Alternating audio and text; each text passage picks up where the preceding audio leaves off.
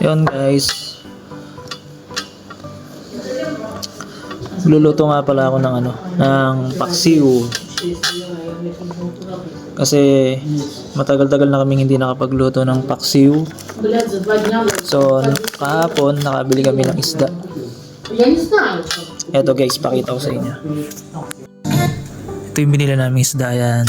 Tamban. Isda. Yan, so luluto ko yan sa paksiw. Halo ko lang ng luya. Tapos bawang saka suka. Yan, suka.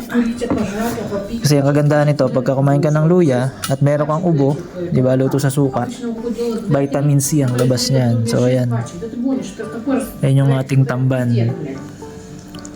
Napakadalang namin kumain dito ng galunggong, ng isda. So ngayon magluluto tayo ng paksiw.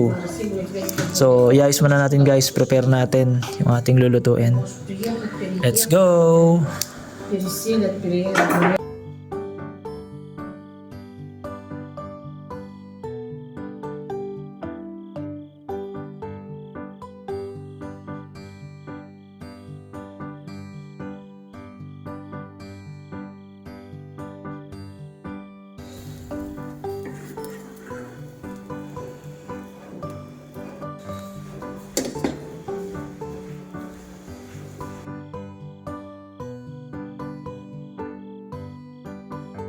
So yun guys, malapit nang maluto yung ating paksiw.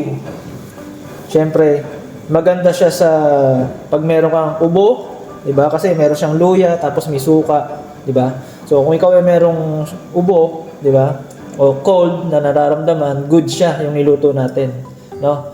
So matagal tayong hindi nakatikim ng paksiw, grabe. Pero dito, yung mga manok, baboy, yun na lang yung lagi natin nakakain. So siyempre, konting gulay yun. So blessing na to sa aming OFW makakain ng isda.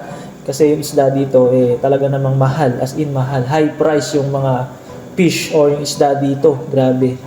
So syempre kailangan natin magtipid para pag umuwi tayo ng Pinas, 'di ba? Meron tayong ipon, no? So malapit na guys maluto yung ating paksiw. Ayan, kumukulo na siya. Yan, wow! Grabe. Nice. Check natin guys, pakita ko sa inyo.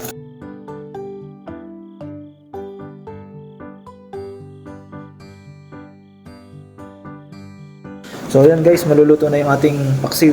Ito guys. Wow, uso. Grabe. Yan guys. Malapit na siyang maluto. So hanggang dito na lang yung video natin.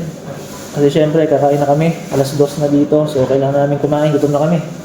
Ayan. Tingnan kung ano lasa. Ang improvise na paksiw.